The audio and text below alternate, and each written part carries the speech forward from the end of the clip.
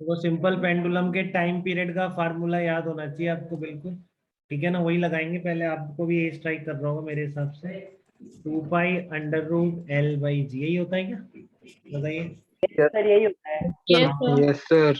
Oscillation is measured by using A watch of 1 second least count. तो देखो यहाँ पर आप कुछ बातें ध्यान से समझेंगे मेरी यहाँ पर। ठीक है, कि आपको देखो इसकी लीस्ट, इसकी जो एरर नहीं दे रखी है आपको डेल्टा टी। ठीक है ना, आपको केवल लीस्ट काउंट दे रखी है। तो बहुत सारे केसेस में ऐसा होगा जब आपको एरर नहीं देते हैं तो आप लीस्ट काउंट को ही मैक्सिमम पॉसिबल एरर ले लेते हैं। ठीक है ना, जैसे आपका मान लो स्केल का 1 mm लीस्ट काउंट होता है, तो ये 1 mm का साइन है, 2 mm का साइन है। ठीक है ना, अब आपकी लेंथ कोई मेजर कर रहे हो बीच में आ रही है, यहाँ पर आ रही है, तो क्या बोलोगे इसको, 2 mm बोलोगे या 3 mm बोलोगे। ठीक है, तो आप मैक्सिमम कितनी गलती कर सकते हैं, 1 mm की कर सकते हैं इसके बराबर। ठीक है ना, तो 2 m से कम तो नहीं दिख रही है आपको, क्लियर हो, 2 से ज्यादा ही है, 3 से आगे भी नहीं है, बीच में कहीं है। तो मैक्सिमम पॉसिबल एरर क्या हो सकती है इस टुकड़े की, इस तरह का स्केल रखा मैंने यहाँ पर ठीक है ना। तो यहाँ पर इस 2 और 3 के बीच इसकी रीडिंग आ रही होगी, तो क्या बोलोगे, 2 पॉइंट समथिंग लिखोगे ना आप, कोई अंदाज से लिखोगे फिर आप। तो आप कितनी मैक्सिमम गलती कर सकते हैं लीस्ट काउंट के बराबर, ±1 mm। तो बहुत सारे केसेस में जहाँ एरर नहीं दे रखी है, उस केस में आप जो लीस्ट काउंट है उसी को एरर ले लेते हैं। या इसका भी एक्सट्रीम केस बताऊं, जैसे कि आपको दे रखा है 2.03 mm, कोई डेटा है में, एक ही वैल्यू है। ठीक है ना, 2.03 mm, आपको दे ही नहीं रखा डेल्टा ए कितना है, और वाई कुछ क्वांटिटी है, मान लो a+b, तो वाई की एरर पूछिए, तो अब डेल्टा ए के बिना आप एरर कैसे निकालोगे।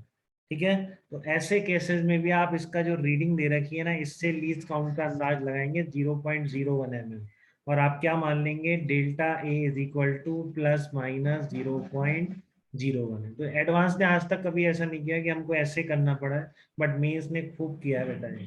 ठीक है ना, मेंस ने खूब किया है, 2+0.03 mm दे दिया, बताइए नहीं डेल्टा ए कितनी है, तो अपने आप क्या मान लोगे आप, इसकी मैक्सिमम पॉसिबल एरर 0.01 mm मान लो। क्लियर है आपको ये चीज, यही बताने के लिए स्पेशली क्वेश्चन था, नहीं तो है तो डायरेक्ट फार्मूला बेस्ड। तो mean value of time taken comes out to be 30 second, length of the pendulum using the meter scale, देखो यहाँ पे भी लीस्ट काउंट दी है, तो डेल्टा एल की एरर ये हो गई 1 mm, और वैल्यू ऑब्टेन्ड है आपकी 55 सेंटीमीटर। इसकी लेंथ की, लेंथ ऑफ द पेंडुलम दे रखी है 55 सेंटीमीटर, टाइम पीरियड दे रखा है, बस। तो कुछ नहीं है ना, अब आपको देखो जी में एरर निकालनी है, तो पहले तो जी को आप इधर एक साइड कर लो, ये कर लिया करो सीधा, आसान हो जाता है। ठीक है ना, जी में एरर निकालनी है ना, तो इसको ऐसे लिख दो, 4π² L/T², इस तरीके से लिख दो। बहुत आसान काम है एरर का, आज के बाद आप गलत क्वेश्चन कर ही नहीं सकते। ठीक है ना, कोई चांस नहीं, इसने ढंग से सुन लिया और अभी जाके नोट कर लिया आज इसको, वो एरर का कहीं भी गलत कर दे, ऐसा हो ही नहीं सकता, सीधी बात है। ठीक है, तो जी इज इक्वल टू 4π², जो नहीं पढ़ के जाएगा वो हमेशा गलत करेगा, उस जिंदगी और उसको ये बातें समझ नहीं आती जो नहीं पढ़ता है। ठीक है, तो दोनों तरफ लॉग ले देंगे आप दोनों तरफ लॉग ले दिया, ठीक है, +ln L, ये कितना आ जाएगा, अब उसका लॉग पता है आपको, -2/ln T आता है। इतनी बात क्लियर है क्या, या दिक्कत है अभी, बताओ सब फटाफट लिख रहे हैं। Yes sir. डिफरेंशिएट कर दो, 1/g × dg, कांस्टेंट तो हट ही जाएगा, कांस्टेंट का डिफरेंशियल क्या होता है, 0 होता है।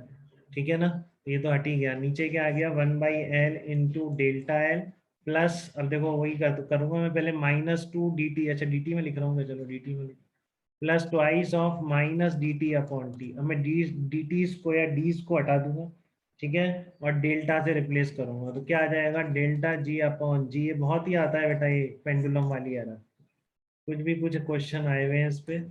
ठीक है ना, कभी डेटा दे देता है बहुत सारे टाइम पीरियड के, फिर एवरेज निकालो और वैसे मीन एब्सोल्यूट एरर निकालो, तब टाइम पीरियड की एरर आएगी।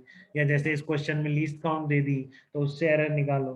ठीक है, तो आपको बस ये कॉन्फिडेंस रखना है कि ये क्वेश्चन सही होना ही है। ठीक है, तो डेल्टा एल कितना है आपका, डेल्टा एल कितना है बताओ। डेल्टा एल था आपका 1 mm, और ये थी देखो 15 सेंटीमीटर, ये भी ध्यान से, अब इसको सेंटीमीटर कर लो, इनको सेम यूनिट में कर लेना। ठीक है ना, तभी तो इसका यूनिट लेस हो जाएगा ना, फिर कोई दिक्कत नहीं आएगी आपको। डेल्टा एल जिस यूनिट में लोगे एल भी उसी यूनिट में, तो लीस्ट काउंट हो गया 0.1 सेंटीमीटर हो गई कि नहीं।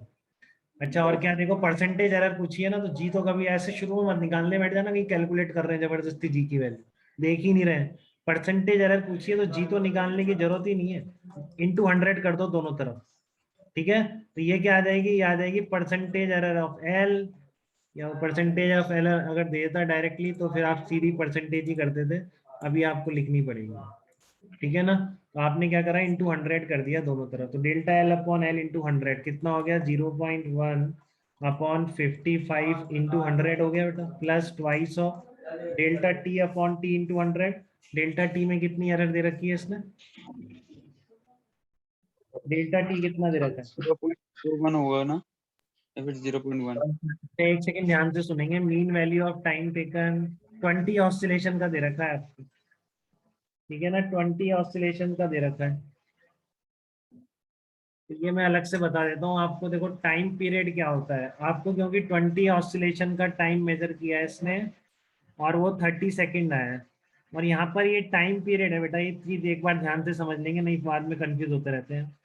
यहाँ पर क्या है, टाइम पीरियड है, तो आपका जो टाइम पीरियड होगा that will be is equal to T by N होगा कि नहीं, बोलो। टाइम पीरियड आपका Yes. टी बाई एन होगा, ठीक है। इसको डिफरेंशिएट करो तो क्या आ जाएगा, डी टी बाई एन आ जाएगा।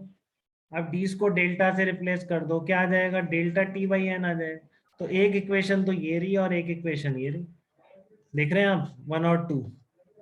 आपको यहाँ पर डेल्टा टी अपॉन टी चाहिए, बट गिवन टाइम आपका स्मॉल टी है, कितने ऑसिलेशन का, 20 ऑसिलेशन का।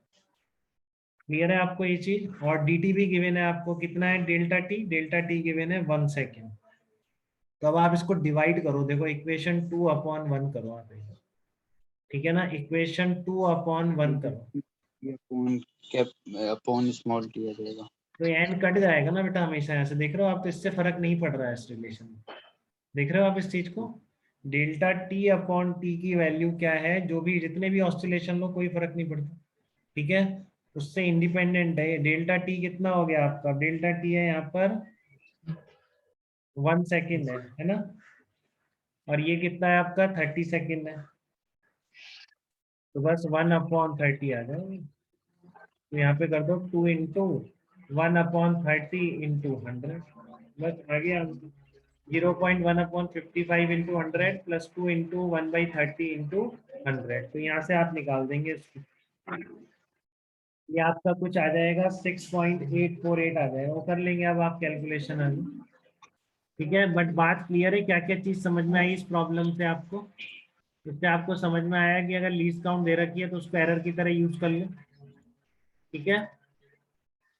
और आपका जो टाइम पीरियड है, ये बहुत बार आएगा बेटा, आपको टाइम पीरियड डायरेक्ट नहीं देता, आपको इतना बोलता है इतने ऑसिलेशन का टाइम इतना है और टाइम कैलकुलेशन की एरर इतनी है, तो कोई फर्क नहीं पड़ता, आप बिना नंबर ऑफ ऑसिलेशन अकाउंट में लिए हुए delta T upon T directly वही आएगा, डेल्टा टी अपॉन टी, ठीक है।